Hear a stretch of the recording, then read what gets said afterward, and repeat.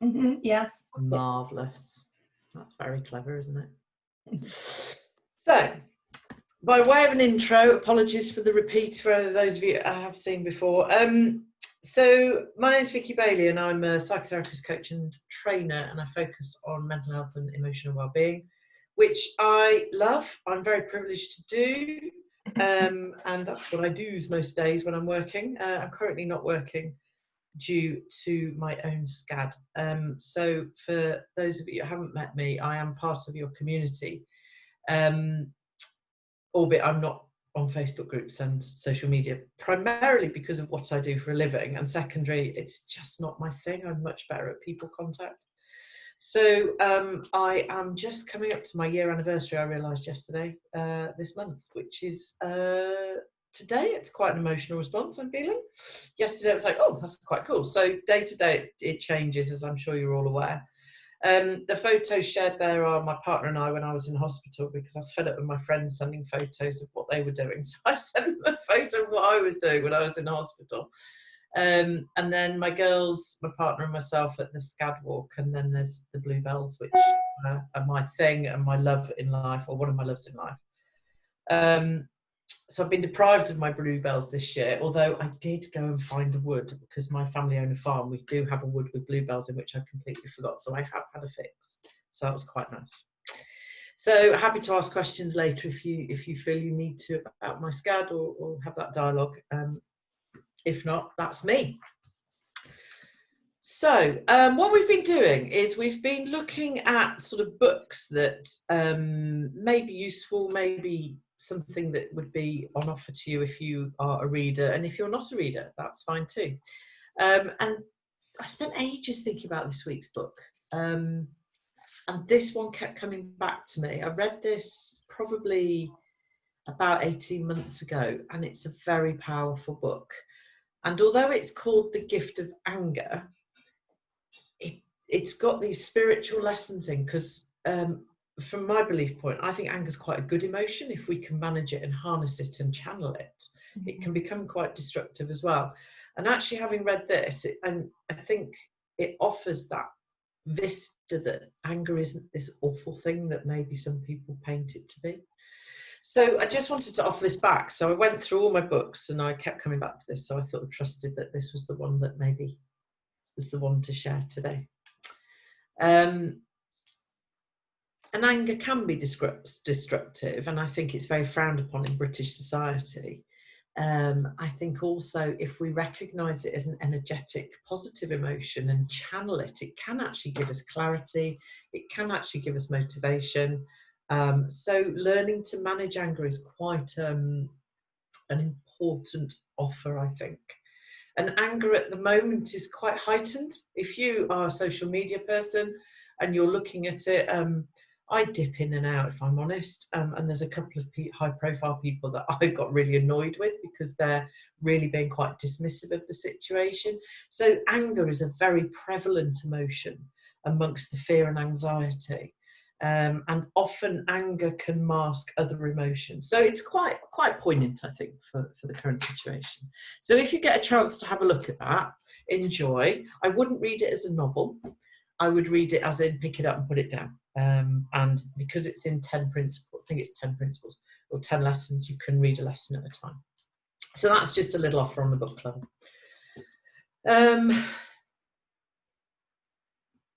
I think thematically through these webinars, I've looked at maybe threading through with you, for those of you who have been along the way, that we can only really influence what's around us.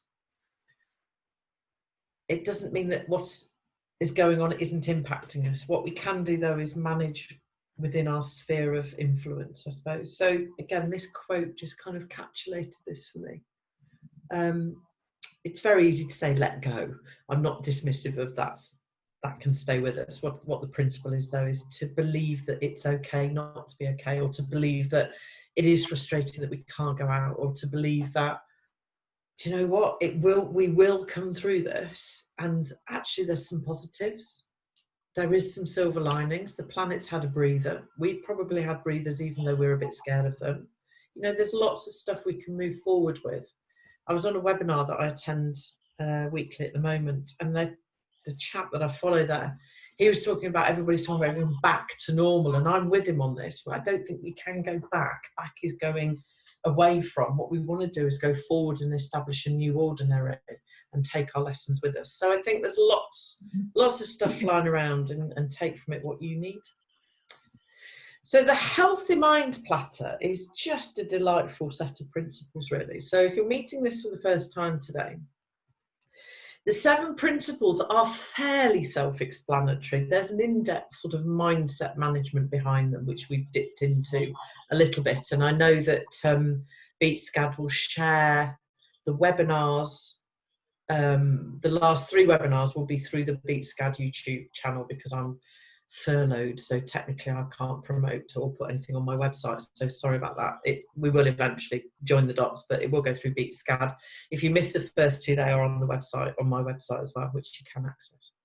So the principles that we've covered so far, we've looked at time in, which in sort of summary terms is around mindfulness. It's checking in with how you're feeling, what the behaviours are, what's going on for you from the inside out. We've looked at sleep time, and we've looked at sort of healthy habits of sleep, and that sleeping is a habit. So if you're not sleeping well, you can change your habits, and it just takes a little bit of work. And a lot of it is known, and you know it. It's whether you're putting it into practice. We've looked at focus time, which is maybe looking at one thing at a time, or one sort of goal, if you like. It might be learning to play the piano, it might be sitting doing a crossword, it might be just doing one thing at a time. And really what the mind does then is start to calm down and find peace. And we looked at playtime as well, which is about spontaneity, creativity, and just being that lovely inner child that we all have, and maybe not suppressing that inner child energy and tuning into it. So today we will be looking at physical time, connecting time, and downtime. So physical time is interesting. It's particularly interesting at the moment. So that picture, I'm not sure if you can see it, that's one of my closest friends on a national campaign that you'll see on your telly box if you watch ITV, from Sport England. And she's riding her daughter's scooter. And then crashes just after, actually. So health and safety wise, she wasn't doing too well. She's 50 this year. She really ought not to be on scooters. And she's just come through breast cancer and is just going back to work, and she's kind of high up in the sports arena. So that's why I've got that graphic on there primarily as well, because it makes me smile. And what's interesting is everybody's pushing, we must be physical, half an hour exercise, let's do it. We all knew this. And we know this to be true, that physical exercise and aerobic exercise, if we are allowed to do that and our bodies let us, so bearing in mind the community we sit in, you may be there, you may not be there, it's good for us. Doing it is a different thing. Getting there, working through and going, yes, of course I'm going to go and do my 30 minutes today, is very, very different. And we'll all be at different stages of our recovery through SCAD as well. So you may be in some great habits already, so this may be something that comes with ease for you. So moving your body and raising your heart rate, which I always smile because of the medication I'm on to raise my heart rate, it's quite hard, is a good thing. And what we need to remember is that even if it's going up and down our stairs, you know, it doesn't have to be the big gestures of I'm going to run 5K in 20 days or whatever. It's something within the realms of your world that maybe just raises it a little bit safely and within your recovery process. And it helps our brain grow.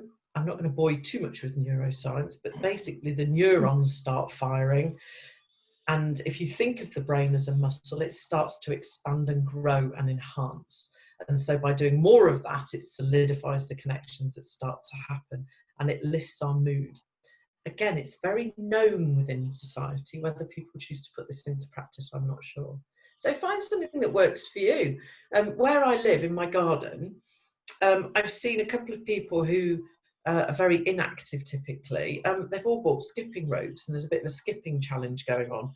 I've chosen not to do that because I trip over very easily because I'm a bit clumsy. So there's lots of things that you can do that would suit your dynamic. So it could be something as simple as walking up the stairs, which most of us know, having gone through what we've gone through, is an achievement, to maybe the bigger things. So go for that aerobic if you can. So connecting time, again, this huge, massive crisis that we're in. There's a lot of connecting going on. You know, we're on Zoom now, FaceTime, all these different forums, people learning technology that had never embraced it before. There's so much connection going on. The biggest thing I would offer around this one is make sure that it hits a need for you. So when Dan Siegel and David Rock, who did these principles, talk about connecting time, they do say ideally it's face-to-face and it's contact. So we know that that's not okay now at the moment. So this is about connecting with people that you can help and that they help you. So there's no point in connecting with people because you feel you should. And those that know me, I'm not a massive fan of the word should, because it's too compelling. If you could connect with somebody and that would give you something, what would it be? How would that help you? And the other thing to connect with is places in the planet. So it's actually, we're in spring, so it's a bit of a gift. Not that spring suits everybody, but there's so much around us in sort of vitality that's going to help us in the connecting time. And what Dan Siegel talks about, and David Rock in this, is 3G2P, which they sort of talk about the 3Gs, about the gratitude for us being on the planet. And I debated when I was writing this about, obviously, the community we sit in. That's a very takes a breath away point for us all. And I think it's okay to share that. I think it is okay to be grateful, and I think it's okay to recognise that maybe does have a response in it. The generosity of connecting with others is the joy you bring to them and the joy they bring to you. So that's the second G, that generosity of time. You know, one of the gifts at the moment is, can you redress your balance? Is there a gift in this whole process that maybe can allow you to redress balance and take the breath that maybe this crisis is offering? And then the giving back. So actually brightening someone else's day is a lovely give back to others, and it can give back to ourselves as well. So that's, in a very sort of short summary, a bit longer in the underneath bit, if you like. That's the short summary of the 3G. And then the 2P are the two things that we're connecting with, which is people. So we're connecting this morning, and we've invited you to be brave and put your videos on, because that does have a different connection. As much as the webinars worked when we weren't seeing each other, it's a little bit of an indulgence. I'll take the blame and the responsibility for this. Seeing somebody is hugely more connecting than maybe just hearing. And so thank you for being brave and indulging me on that. So that connection's important. And then connecting with the planet. You know, spring may not be your season, and that's okay. And if it is, if you have a chance to sit outside at some point, or even go and just stand outside and take some air in and notice colours, notice what's around, notice what you can hear, those sort of things are really, really important to enable you to be calm from the inside and the outside. So there's connection of the your inner world and the outside world. So that connecting time principle is really quite important.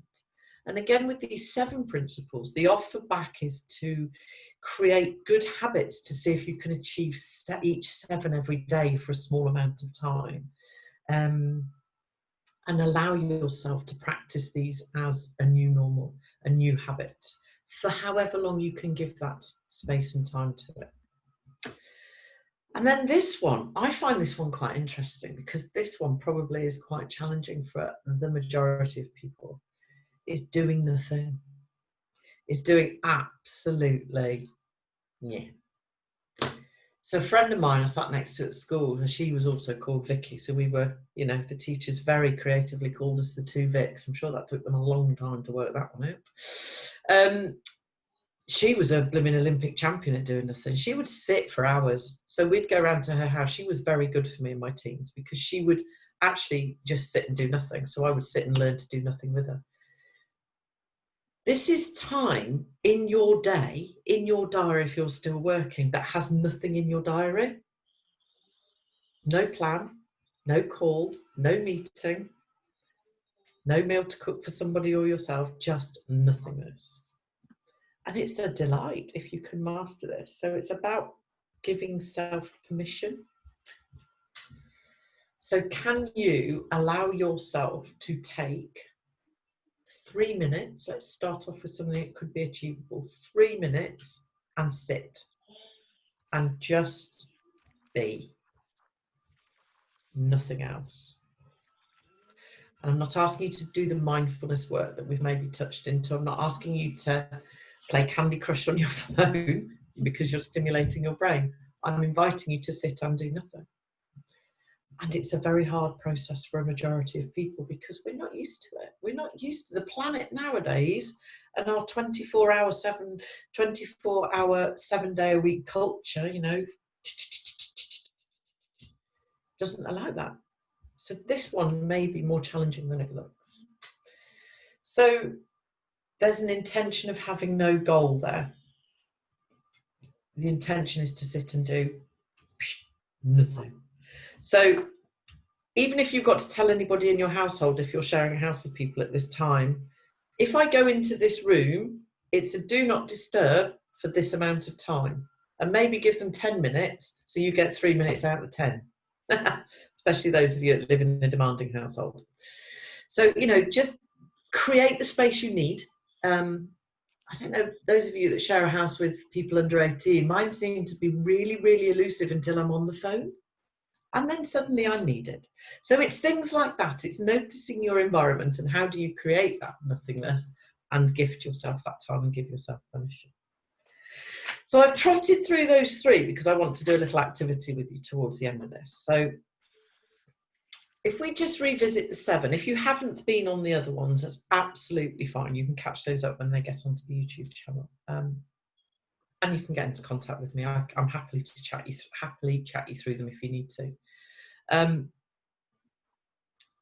I would offer you 2 things. I would suggest have a little playtime with this and maybe do something creative on a piece of paper and start to look at what you are doing within these principles. Once you understand the principles, and you're probably doing more of them than you realise without thinking about it. So maybe map out within something creative, colourful, whatever suits you, what you are doing, and then you'll notice what the gaps are. And then what I would like you to do is, hopefully you've all got a little bit of piece of paper, and if not, you can just think through the answers to this, is I want you to do these 4 questions now, because I want you to have a takeaway from today, and then I'll go back over some of the slides I've just skipped. So, what's important to you from either this one, which is quite a quick visit into those principles, or the webinars that you've seen? What's important to you from these webinars? And whatever you write down is perfectly brilliant because it's yours. So, what's important to you from these webinars?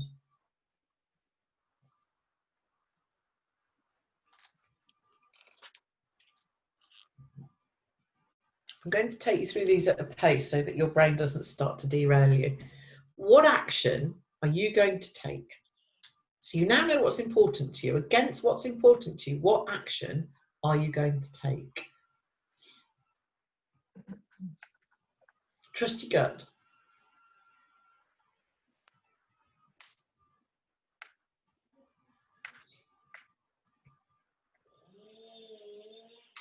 When you take that action, what impact will that have on you or for you?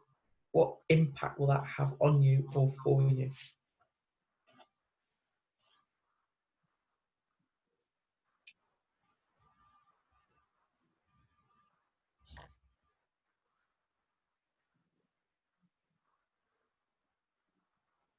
And now you know what's important to you, and you have an idea of an action, and you have an idea of what the impact of that action will be for you. What does this make possible? What does this make possible?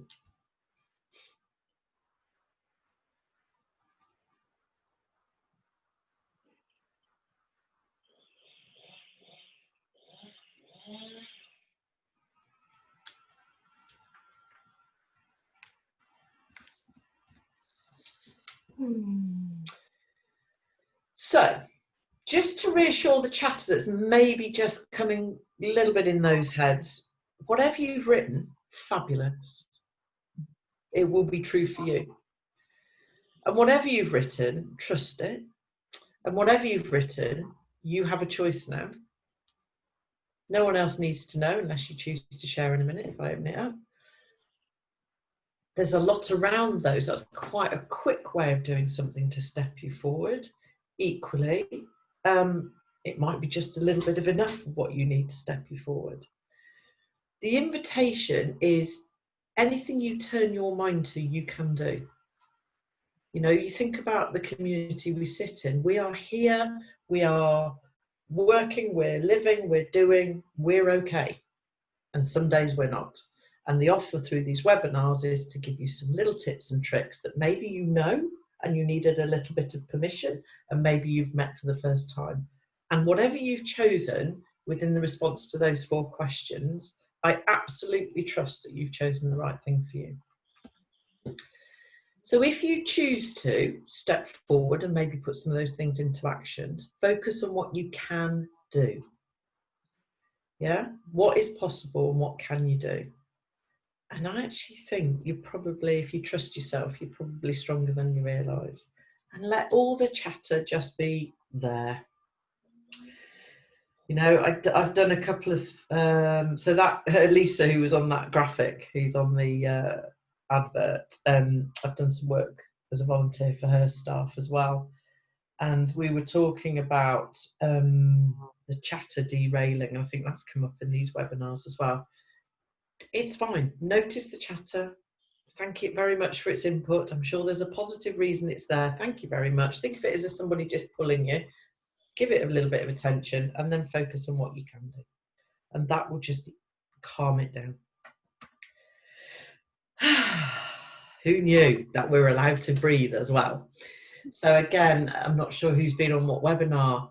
Remember the tips for the breathing is remember to breathe in, and most of us do that quite well, and maybe count in for 4. Remember to breathe out, and the trick on breathing out is to count out longer than you've breathed in for. So if you can't breathe in for 4, breathe in for 3 and count a breath out for 4 or 5. So if you find that you notice you're not breathing, breathe in and then a bit more out. If that's too hard and you're really a little bit fraught, sighing is a good way to get your breathing going. So if someone hears you sighing, if you share a house, just let them, it'll be fine. They'll be fine. We've done our little action plan. So just the last couple of slides, really. So Dalai Lama's quite a wise old chap, really.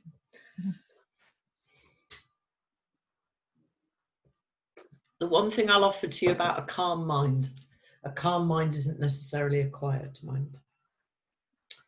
So a lot of people think or have a perception that working to calm the mind and doing mindfulness and doing some stuff to enable them to not be as, what's the word? Angst. Let's go with angst. We chat, right? It's chatter. It's chatter, chatter, chatter. I think it's something between 50 and 90,000 thoughts. And then of which a high percentage is rumination, which is chewing over the same thought. So what we're looking at to get a calm mind is if you imagine 2 lines, I can't remember if I've told you this, so I'm going to repeat it anyway. If you imagine 2 lines, what we're looking to do is work with you to enable you to live in an ebb and flow between those 2 lines. And that's called your bandwidth, and your bandwidth of tolerance to cope with anxiety or world crisis that we're in, or your health, or whatever it is. If that bandwidth's quite narrow, you can easily pop up over the top of the line, which is when you sit in overwhelm, or you can crash under the line, which is more of the depression and the low motivation and low mood. So some of these tips that we're sharing, we're encouraging and looking at enabling us to start to steady our bandwidth and then grow it. And what we would like to do is make sure that that's consistent and sustained and a new normal before we grow again. So if you're looking for a calm mind, we want to find how we calm that mind within our current bandwidth, then we can grow it. Hopefully it makes sense and explanation. So managing your own expectation on calm and joy and the positives is This will never stop. What we're looking is to keep it within the bandwidth where you can manage it, the ebb and flow of it. Oh, there you go. So that brings us to the end, which I hope has been okay. I hope it's promoted some good thoughts for you. I'm going to take this off share screen, so I can see you all. There is a chat box if you don't wish to talk and you want to stay, if you want to type your questions. So the offer now is there any observations, feedback or questions that you might have from today or previous webinars, I guess. Gosh, I've nearly stuck to time. It's not a long suit, that one. So has anyone got any thoughts that they need or would like to share? Well, for me, it's the, can you hear me? Yes. Yes, it's the downtime without guilt that I need to work on. Ooh. You see, guilt's optional. I know, but it's ingrained. It is. I think a lot of us have got a lot of work to do. I do a lot of work on guilt. Guilt actually isn't an emotion, It is a habit. Yeah. It's as a result of an emotional reaction, guilt comes. So I suppose my invitation to you is to be kind to yourself and that self-compassion, that if you choose to have downtime, notice that you might feel something that promotes guilt, and that's okay too. And you start to dial it down a bit then. So the self-compassion and the self-love is the bit. It takes a lot. It takes a lot of practice. I can't say I'm out the trees yet. Any other thoughts or needs now? I think what we're looking at doing with the webinars is be available through the two that are on my website, and then have we done? I must have done 5. We must have done 5, mustn't we? And then 3 through the Beat SCAD YouTube. Just I've got to make sure I'm not taking the mickey out of being furloughed, I guess. And then I'm very happy if you reflect on this and you're in a bit of strife, then you can either go through the trustees or ask a question there, or you can come straight to me. If I think somebody is in trouble, though, what I would say to you is I might need to tell the trustees. So there's just a little bit of a boundary on that.